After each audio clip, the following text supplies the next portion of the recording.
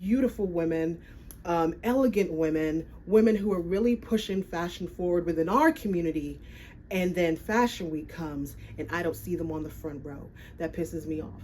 And that too also keeps me from wanting to spend money on that brand, because I'm saying if you don't even value our representatives, that means you don't even want, like, you don't want me as a customer. I take it personally. I do. Even when there's no hope, you can still go. I never answer to no, man, I still go. Go, go, go, go, go, go. Hello my darlings, it's Dion Dean. Welcome back to another video. So today we are going to be talking about the slowdown in luxury. This video is inspired by, you guys know it, Sophie Showhead. I love watching her content. As a British vlogger, I'm always watching her to see what's going on in my hometown in London. For those who don't know, I was born in London, grew up in South Florida, and so I love to watch the English vloggers and bloggers make their way around London, because it's like I get to be there without being there. But that being said, she did a really awesome video and had an awesome discussion on the slowdown in luxury. And you know, Professor Dean is always in attendance. And so I just wanted to give you my spin as a former retailing and merchandising professor.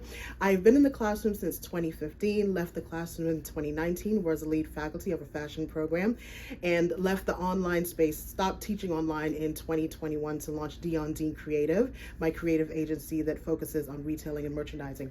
And that I think is going to be rebranded too, just based on the conversations. Anyway, we'll talk about that. That being said, when I'm having this discussion, this is not, I don't like to come from, when I speak about luxury, I often say I'm not a fashion person. And people are just like, what? You're not a fashion person? No, I'm a retail person. I'm a merchandising person. I'm a business person. I only taught retailing and merchandising. And so what typically happened is that our design department would handle the design and the textiles and the cute part of fashion, right? The sexy part of fashion. And then I would talk to students about the business and building a brand. So that being said, when I'm speaking about luxury, I'm speaking about it from the retail point of view. There may be some things that I say that may offend you as a consumer, but I'm not trying to offend you. I'm trying to educate you. As the title of my channel is Shop Smarter, Dress Better, right? And so in education, I feel like will free a lot of us from making poor decisions when it comes to shopping, because we'll actually get to see ourselves and not be, excuse me, not be marketed to and manipulated by some of these retail entities. Anyway, that being said, why is luxury slowing down? We talked about the aspirational customer and that customer slowing down their spending in luxury coming out of the pandemic, where we had a certain segment of the population had more money to spend, right? Because they weren't traveling, they weren't going on vacation, and so they had that money to spend on luxury, right? So of course we're out of that season, and so now they're spending that money in other places. I totally understand that, right? But there's some other things, but I am going to talk about that a little bit, but I've referenced that in the aspirational video. That being said, let's get to number one. And again, this is Professor Dean, okay? So what I'm going to do, I'm going to charge you guys to be the students. And, you know, after I go through, I have 5. After I go through these 5, then you can make a decision on which ones you want to tackle and research more. And you can go ahead and leave a comment on how you feel about any of them, right? All right. So luxury spending, China. One of the reasons that luxury is seen as going on a decline is because China is not spending the way that they spent prior to the pandemic. Asia as a whole is not spending the way that they were spending prior to the pandemic. And so we talk about Asia, we talk about Japan, we talk about India that has an emerging middle class, right? And so I don't want to hurt anybody's feelings. Typically when we speak about luxury, we speak about luxury in America, right? And so we tend to think that we are the largest purveyors of luxury goods. That is not the case. And to prove my point, if you look at where Louis Vuitton and Dior, and some of the other larger brands, where they have been holding, Chanel, where they have been holding their shows lately, you will see these to be true. Where they have been doing these luxury pop-ups, you will see this to be true. They've, was it Dior that did Mumbai? I think it was a few years ago. Chanel is always in Shanghai and Singapore and Hong Kong. I feel like Shanghai is like the new hot spot, right? Vuitton did the men's show. Pharrell did a show in Shanghai. Was the cruise show? Cruise show was not it. The cruise show was in Poland. I don't remember. But a lot of these brands are now moving into Asia because they want that new middle class and that new upper middle class. That is where their focus is right now. There are 3 articles. I'm going to list them in the description box. I'm just going to read a few little pieces from these articles. This is by Jing Daily. And this one says China dominates global luxury retail openings. And so this was saying that despite economic uncertainties, China maintains its critical role in global retail, accounting for 41% of luxury store openings globally. That is a lot. That's a big piece of that pie globally. Just one country, China, accounted for 41% of global luxury openings in 2023. Now, the reason why you want to pay attention to this is because prior to the pandemic, if you traveled to Europe, I feel like Europe was like the big one. I don't even think they necessarily came to America. If you traveled to Europe please raise your hand if you know this to be true. Those Chinese customers would go to a Harrods, would go to Galeries Lafayette, would go to the flagship stores, and they would buy it out. Okay, I remember going to, and this is the Arab customers. I remember going to Bicester Village. This was 2010, 2011. I remember going to Bicester Village in 2010, 2011, and watching people with suitcases, just like at Sawgrass Mills when we have the individuals from Colombia, Venezuela, and they come with their suitcases and they stock up with the Gucci outlet. That was happening, but with the regular Gucci and the regular Vuitton. Prior to the pandemic, Asian customers would go to Europe because the prices were better, right, for them as far as the exchange rate, and they would purchase bags and take them back, right? It was just a better exchange for them.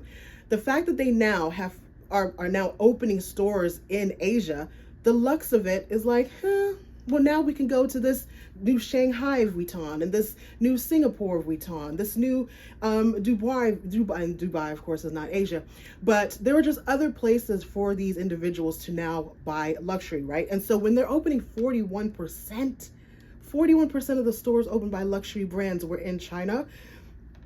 Yeah. And then it says Tokyo and Singapore were significant contributors driven by increased tourist spending, a weaker yuan, relaxed visa restrictions for mainland Chinese tourists. Wow. Let's see. Several Chinese cities present promising opportunities for luxury brand expansion. Again, this is why a lot of the luxury brands are moving into Asia. By 2028, these cities are expected to match or exceed the affluence of major Japanese cities like Osaka and Kyoto. Brands are studying. My graduate certificate was on Coach's move into Asia, because Coach here is an American brand. We're seen as contemporary luxury, whereas in Asia, let me know if you've noticed in the commercials online, what's been their focus? What has Coach been doing? They've been moving their brand into Asia. I'm telling you, it's hot. It's hot. Okay, so let's go into another article. This is, again, we're talking about luxury. We're talking about luxury and why it seems to have slowed down. And so that being said, in talking about the slowing down, because yes, we're talking about them moving into Asia. The reason why there is a slowdown is because when the Chinese economy slows, they're no longer spending at the luxury stores, right? And so they've done this complete move into Asia. However, the Chinese customer during the pandemic, because they could not travel, they started leaning into the Chinese brands. They started going to the homegrown brands. There's the Vogue China editor. She did a talk. If I can find it on YouTube, I will link it in the description box. So the reason why I say is luxury declining is because if Asia does not spend, luxury, I don't want to say it dies. Luxury doesn't make money. This is the next article. It's going to move me to the next article. China uncertainty clouds outlook for luxury sector. So I'm setting the stage, okay? Investors are bracing, this is by Reuters. Investors are bracing for a steep slowdown in luxury sales when luxury companies report their first quarter results, reflecting lackluster Chinese demand in comparisons with last year when the lifting of COVID curbs in mainland China boosted sales.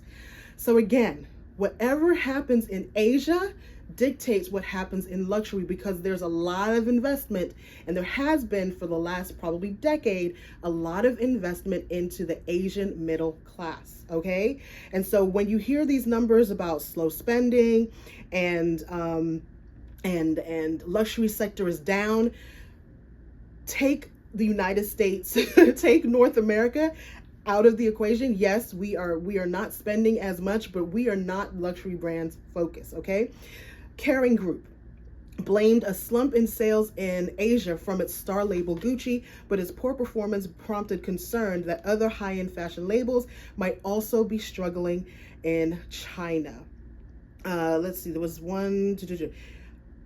another part in here that talked about Asia, and sales growth is expected to slow even for faster growing companies such as Prada, whose label Miu Miu has become a hit with younger Chinese shoppers.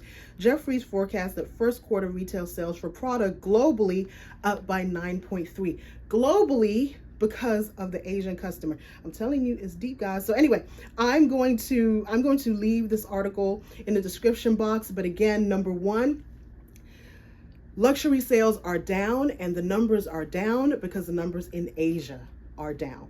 There's a direct correlation between what Asia does and what happens with luxury brands' financials. It is documented. You can see it in every show that they are doing in Asia and grow. There's an Asian, every other day I feel like on Instagram, there's an Asian pop-up, there's an Asian flagship, there's a lot of money being invested. And so that being said, because there's so much money being invested, when they don't respond, sales go down. Anyway, that's number one. So I know that was a long. Can you imagine being in the classroom with me? My students probably open up their laptop by now. Anyway, so let's get to number two. And number 2 through 4 are going to be my own observations. I could back it up with a article, but I don't necessarily need to. This is what I feel. This is my opinion. Okay. Number 2, lack of interest. I feel like the luxury customer. This is a very United States point of view. I'm gonna say United States, Europe, maybe possibly point of view. I feel like there's a lack of interest and there's boredom between the luxury community. And I have 3 examples. And you guys, I love this bag. I love the Antigona. Okay, I have currently 5 Antigonas. However, and it's a staple. Okay, Givenchy hasn't come out with a new statement bag in a very long time. Prada, although they may have little spurts of bags, no brand I feel like has come out with like the it bag. I think the Loewe puzzle bag, possibly. Let's see, is there another hit bag? Maybe the Bottega Jody. But none of these brands right now, in my opinion, have anything that's just like, ooh. Even like the Saint Laurent eye care bag, that was like, but then people thought about the quality, and there was just so many things going on. So here I have the book tote. Christian Dior has the book tote. They just keep on making different iterations. Again, and they're staples, okay? Iterations of the book totes. There are iterations of these bags. There's different colorways and different this and different that. But as far as like excitement and like, ooh, this new bag, there really has not been a lot of noise in luxury, which takes me to number 3. Another part of boredom. This is my beef, okay? This is my opinion. I don't want to see another re-release. I don't want to see another re-release. Hear me with love. I'm not bragging on myself, but I was there for Dior, John Galliano Dior. I was there for Tom Ford at Gucci. I was there for Marc Jacobs at Vuitton. I was there. So I don't need you to re-release Marc Jacobs denim. I don't need you to release, and I love the bags. Please know I love the bags. John Galliano saddlebag. I don't need a re-release of Tom Ford's Gucci and his silhouette.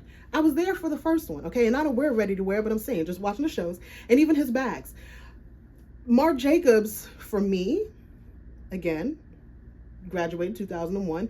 he was it for Louis Vuitton, okay?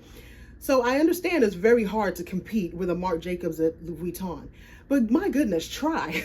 Like, I don't want to re-release, and Prada's been doing re-releases, Dior's been doing re-releases, every brand has been doing re-releases, and it's like, give me something else, like,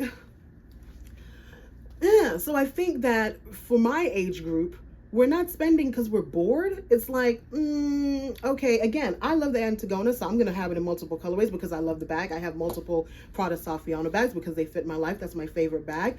But it'd be nice to like want something. Like, there's nothing that I can say. And again, I buy pre-loved because, and I'm going to tell you the truth, I buy pre-loved because there's nothing in the store right now that I can say, ooh, I'm going to go drop X amount of dollars on. There's nothing. I remember, and those of you who are in my age group, I remember wanting a bag so bad that you saved for it and you went in and you had that experience.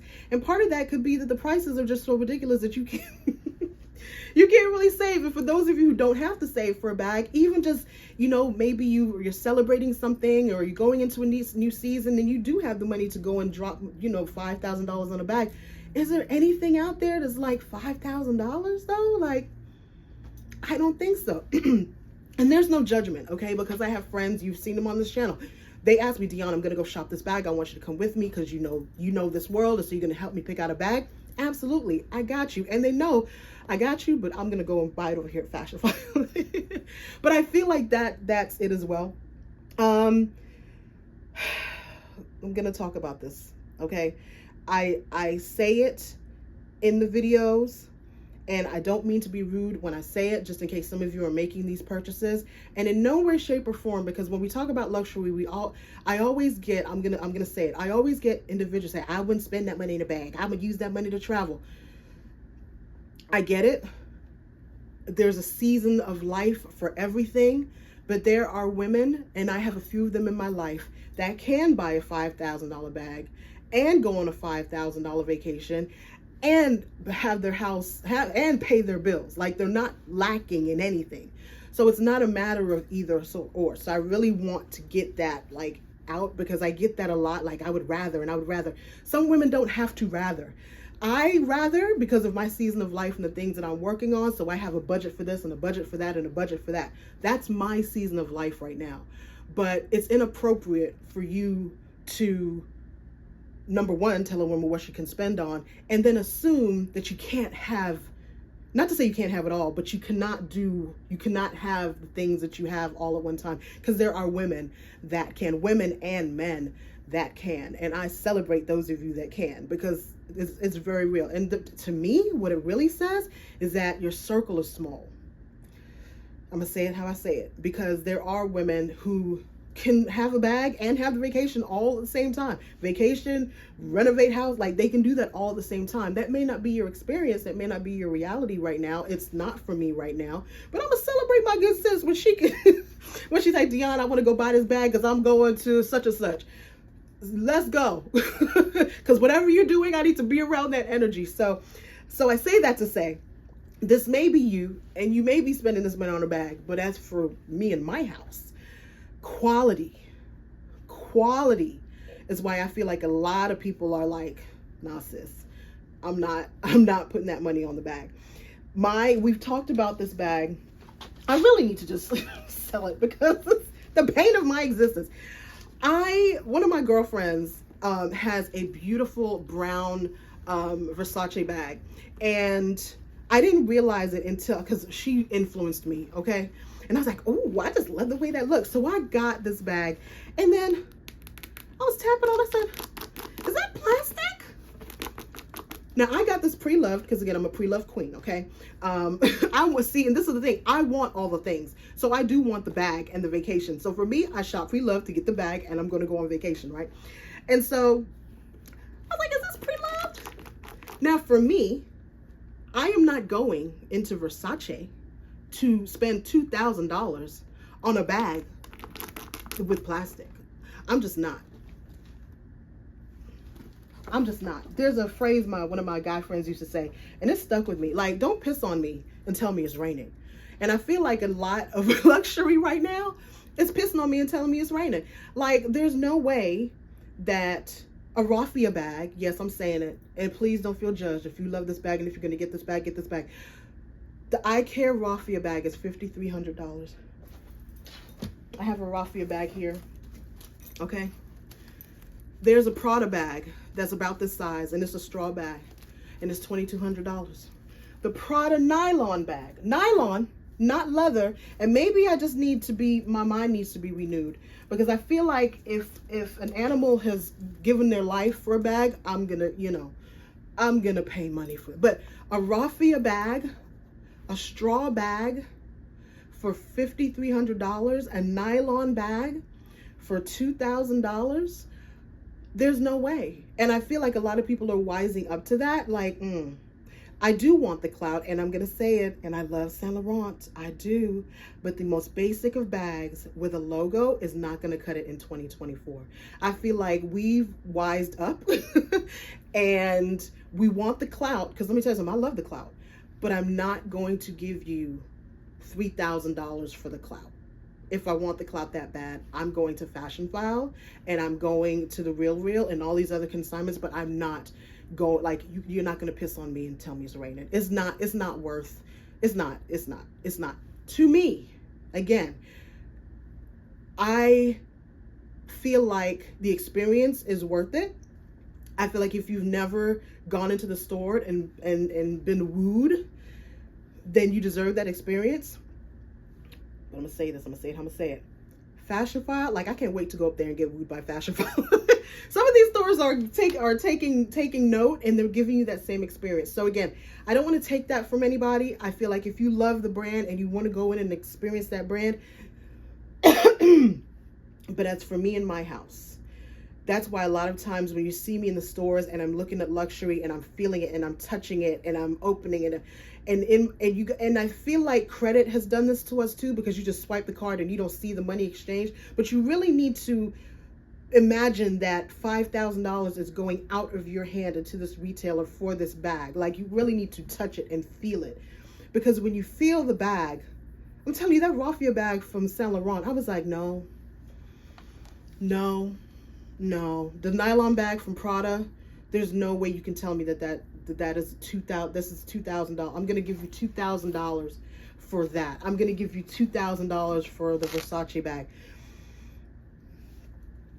Absolutely not. And then the last one, which we've talked about at length, when there's a slowdown in the economy, people tend to pull back on buying goods, and it then goes into experiences. And we're going to see that. I don't believe that people have stopped spending. I think they're spending differently. I know I can tell you this from our house and what's going on here, because we are, continuing with our home renovations. We're looking at summer camps for Riley, and I want to get her into language camps and this, that, and the other. We are not doing that much traveling abroad for the summer, but are we going to do some staycations? Are we going to go to Key West and Naples and maybe take a quick trip to Atlanta and a quick trip to New York? Absolutely. But the big vacations, we're going to move London to the fall. I know that I want to cross the ocean again and go to maybe Barcelona or Portugal, but for the most part, we're not spending the way that we spent before. We're spending differently. And during an economic downturn, that's typically what happens. And another thing, just from the academic point of view, what happens when in an economic downturn, I hate saying the wealthy, because who is the wealthy? People with means typically hold cash. Right? They don't spend cash, they hold cash. So they're not going to go and put it in something. Maybe they may lock it up in some real estate, but for the most part, no, I shouldn't say that, that's a lie. They hold cash because in a downturn, that's when houses are usually bought, right? In terms of rental property. So they typically hold cash. I was gonna say I meant park money in real estate. Anyway, that's my take. I know that it was a talky video. I'm a talky person. I'm a professor. I used to do this for 2 hours a day, a couple times a week. And so if you enjoy this content, please go ahead and give me a like, so that I know that I know that you guys are ready for me to do more, because I literally read articles all day long. I love looking at Forbes Money, Retail Dive, Retail News, NRF.com. Like, these are just, I'm always reading these. And so I love when I watch, videos like Sophie, and I feel like, you know what, I can add something to that. Let me know that you are ready for that, because I feel like again, shop smarter, dress better. If you have an understanding of who you are as the consumer, once you have an understanding of luxury focus and who they're targeting, and I'm gonna say this too, when you look at the influencers, if you ever want to know who they want, who they are targeting, who they want to get in front of, look at the front row of the fashion shows. It burns my butter. It really pisses me off when we do not see our favorite influencers of color on the front rows of these fashion shows when they are pushing fashion forward within the Black community. That's both here in the United States and in Europe, because you guys know that I follow influencers of color over there as well, Black British vloggers, Nigerian bloggers who are British. And so beautiful women, elegant women who are really pushing fashion forward within our community. And then Fashion Week comes and I don't see them on the front row. That pisses me off. And that too also keeps me from wanting to spend money on that brand, because I'm saying, if you don't even value our representatives, that means you don't even want, like, you don't want me as a customer. I take it personally. I do, because they've earned that place. And I'll say that. I'll just say that I'm like, oh, okay. Okay, so you don't want to get in front of their audience, which is me. I hear you, and I see you. I'm picking up what you're putting down. All right, my darlings, have a great day, and I will see you very soon. Again, please like this video. If you enjoy this kind of content, please let me know, because I will definitely bring you more. I am full of this kind of content. This is what I love to do. I love retail. I love merchandising. I love growing retail brands, and it's what I did for almost a decade. So, all right, my darlings, let me go and relieve Maverick. I put him in his crate because he was going to be all over the place. So, love you guys so much, and have a wonderful day. Bye. Go, go, go, go, go, go.